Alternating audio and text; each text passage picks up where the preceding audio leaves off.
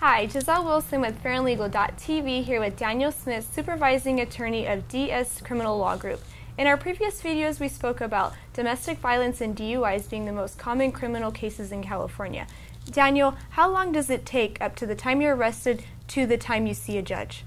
Well, we've always heard it's 48 hours before you see the magistrate, supposedly from the arrest. But I can give you an example. If you're arrested on a Thursday, for instance, and you're not booked until Friday morning, and it's early Friday morning, well, the clock doesn't start ticking till Friday morning. Then you exclude the weekend, and let's say that there's a court holiday.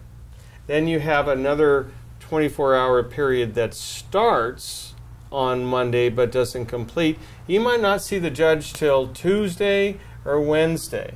It takes so much longer than you hear on Law and Order or any of the court TV shows. So it's important to know that it takes quite a while.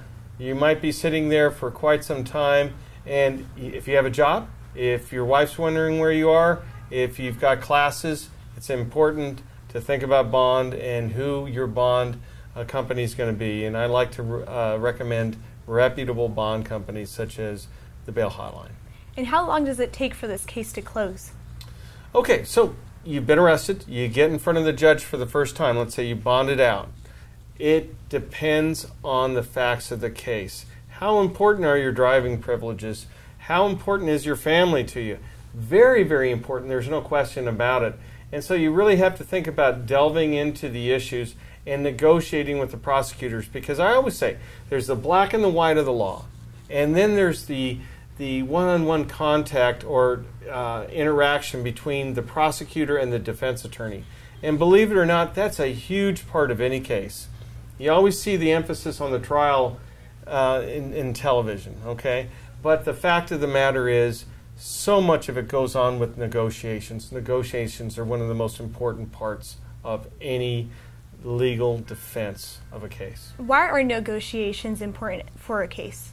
Well, you've got to make sure that while you're out on bond, you're doing all the things that are going to please the court and also are going to make the prosecutor feel that you are not, that your client is not a bad person, okay? That this is something that they can get over and become a productive member of society and put behind them. And that's really what we want to do. We want to get people's lives back to normal.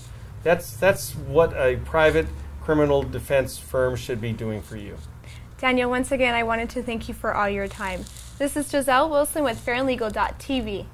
And I'm Dan Smith, DS Criminal Law Group in Los Angeles, and San Diego Defenders in San Diego.